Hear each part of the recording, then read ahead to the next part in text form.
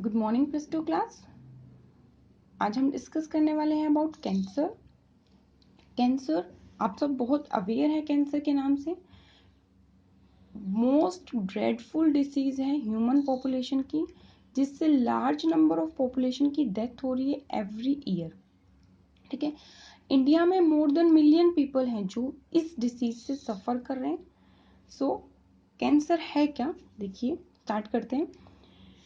Cancer का मतलब क्या है? Abnormal and uncontrolled division of cells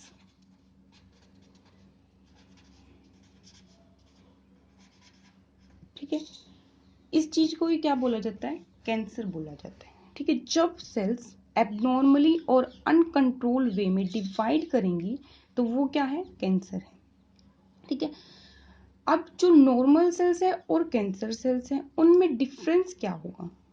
जो हमारी बॉडी में सेल ग्रोथ का और डिफरेंशिएशन का मैकेनिज्म है वो एक रेगुलेटेड मैकेनिज्म है। देखिए हमारी बॉडी में cell division and cell growth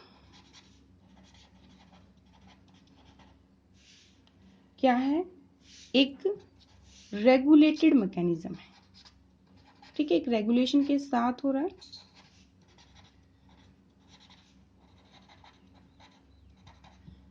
but cancer cells हैं जो, उसमें इस रेगुलेटेड मैकेनिज्म का हो गया है break down.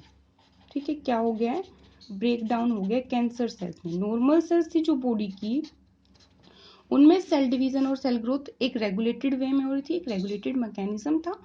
But in cancer cells there is a break down in this regulated mechanism. So regulated mechanism break down हो चुका है, तो इसीलिए जो सेल्स है कैंसर की सेल्स वो एबनॉर्मली और अनकंट्रोल्ड वे में डिवाइड करती जा रही है। ठीक है, दूसरी बात, जो नॉर्मल सेल्स होती हैं बॉडी की वो एक प्रॉपर्टी शो करती है जिसको बोलते हैं हम कॉन्टैक्ट इनहिबिशन। कौन सी प्रॉपर्टी है? Contact inhibition.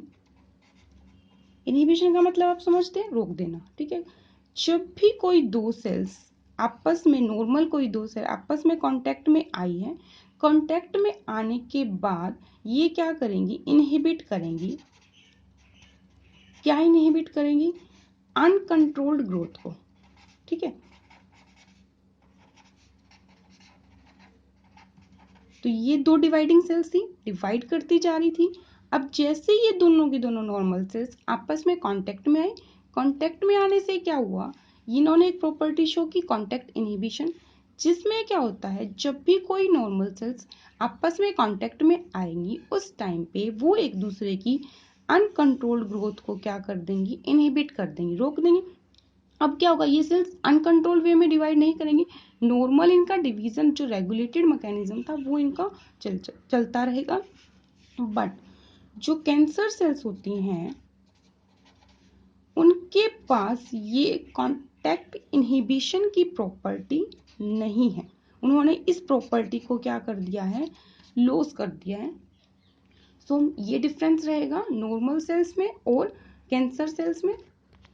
नेक्स्ट, अब जो कैंसर सेल्स है वो अनकंट्रोल्ड वे में डिवाइड करती जा रही है, नंबर इंक्रीज है उनका, नॉर्मल सेल से बहुत ज्यादा नंबर अपना इंक्रीज कर लेगी। और क्या होगा? जो नॉर्मल सेल्स हैं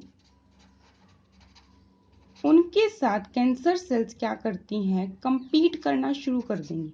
ठीक है, कंपीट किस लिए करेंगी? For nutrition.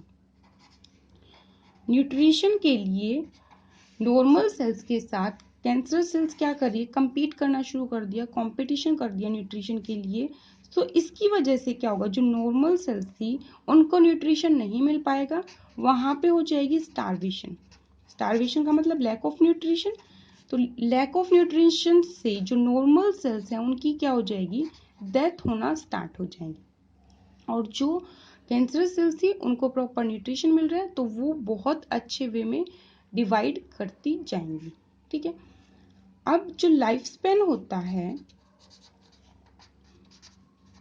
नॉर्मल सेल्स का वो क्या डिफाइंड है कि इतने टाइम तक कोई एक सेल क्या है सर्वाइव कर सकती है, डिवाइड करेगी, फिर डिफ्रेंशिएशन होगी, एक पर्टिकुलर फंक्शन को परफॉर्म करेंगी और उसके बाद कोई भी नॉर्मल सेल क्या होगी, उसकी डेथ हो जाएगी। बट जो कैंसर सेल्स होती हैं उनका लाइफ स्पेन डिफाइंड नहीं है, वो जनरली इमॉर्टल समझी जाती हैं।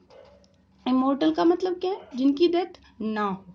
प्लस जब भी कोई सेल डिवाइड कर रही थी, देखो हमने सेल साइकिल पढ़ा था ना, तो सेल साइकिल में हमने पढ़ा था एक तो था एम फेज और एक था इंटरफेज। इंटरफेज में हमने पढ़ा G1 S और G2 फेज। फिर उसके बाद स्टार्ट हुआ था एम फेज जो कि डिवाइडिंग फेज था, जिसमें हमने पढ़ा प्रोफेज, मेटाफेज, एनाफेज, टीलोफेज। ठीक है, प्रोफेज, मेटाफेज, एनाफेज, टीलोफेज। उसके बाद था साइटोकाइनेसिस जहाँ साइटोप्लाज्म डिवाइड हुआ था। लास्ट में एक फेज था हमारे पास G0 फेज। G0 फेज में क्या हुआ था, कोई भी सेल डिवाइड करने के बाद G0 फेज में एंटर कर रही थी, डिफ्रेंशिएशन कर रही थी, एक पर्टिकुलर फंक्शन मिल रहा था उसको, और उसके बाद वो डिवाइड करना बंद कर रही थी।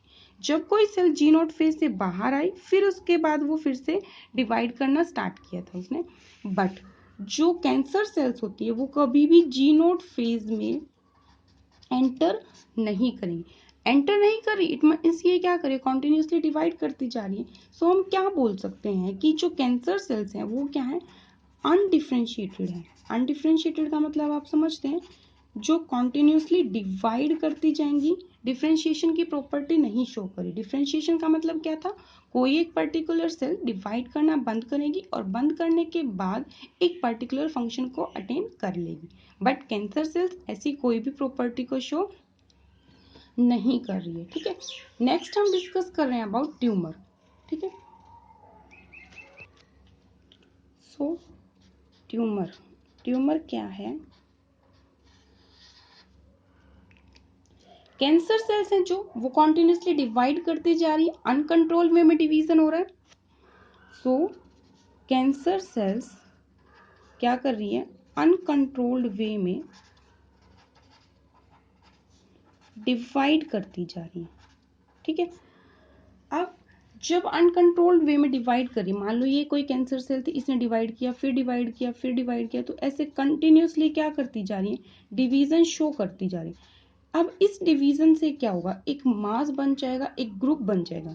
सो ये क्या है, mass of undifferentiated cells. Undifferentiated समझ गए कि कोई पर्टिकुलर फंक्शन अटेन नहीं कर रही।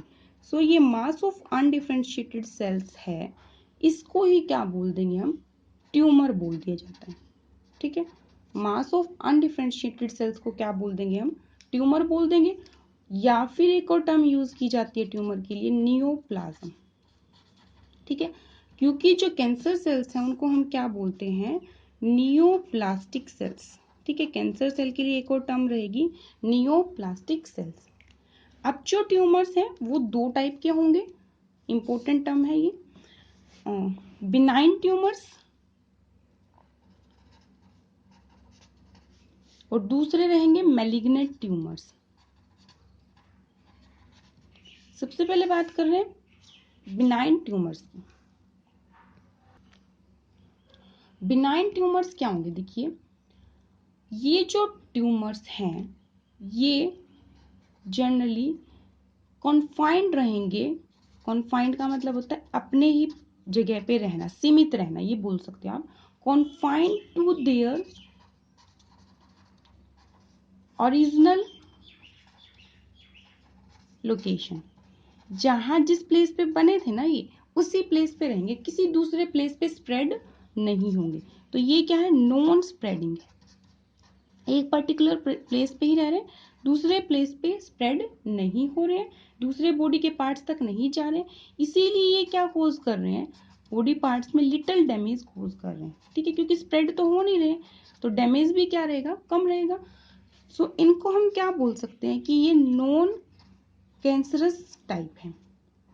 ठीक है, कैंसरस सेल्स क्या है, कॉन्टिन्यूसली डिवाइड करके स्प्रेड होंगी। बट जो बिनाइन ट्यूमर्स बनेंगे ना, वो ट्यूमर्स तो है, ट्यूमर क्यों बोल रहे हैं, क्योंकि मास ऑफ अनडिफरेंशिएटेड सेल्स तो बनेगा, बट जो लोकेशन है ना उनकी, वो चेंज नहीं हो रही, वो एक पर्टिकुलर ओरिजिनल लोकेशन थी ना जो उनकी, वहीं पे रहेंगे, स्प्रेड नहीं होंगे और डैमेज क्या रहेगा, लिटिल रहेगा। नेक्स्ट है malignant tumours.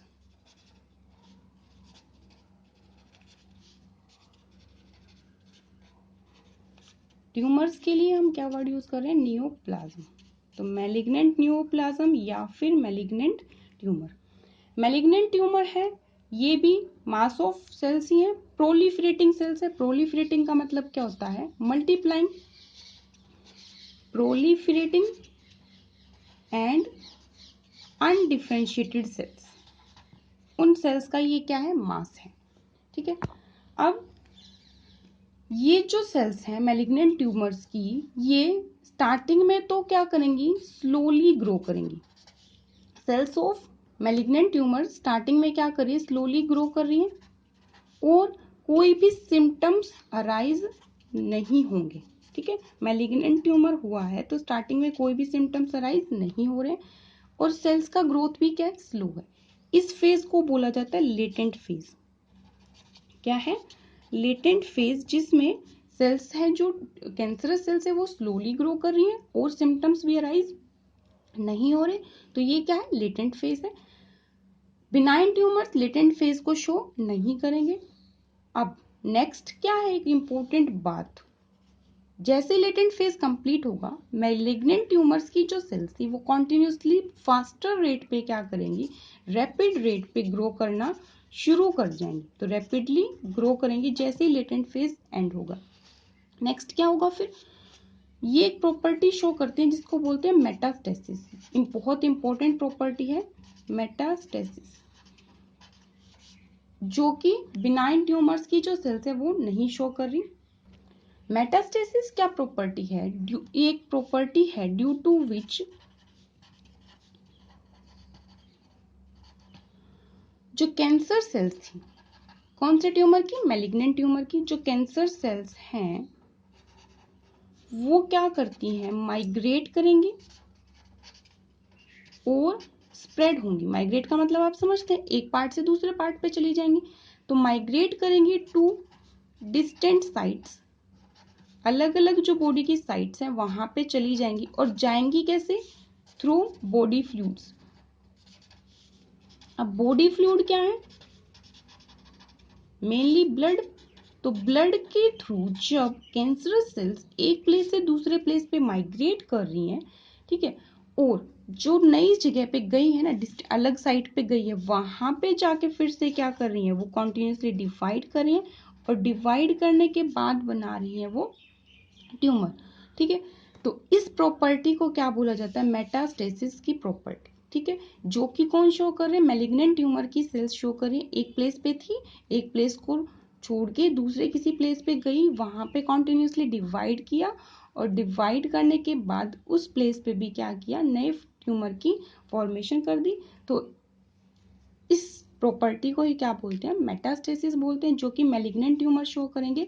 Benign tumours metastasis की प्रॉपर्टी शो नहीं कर रहे, प्लस वहां पे कोई लेटेंट फेज नहीं है, और जो बिनाइन ट्यूमर्स है वो नॉन कैंसरस टाइप है और मैलिग्नेंट ट्यूमर्स हैं जो वो कैंसरस टाइप होंगे, कैंसर कोजिंग होंगे।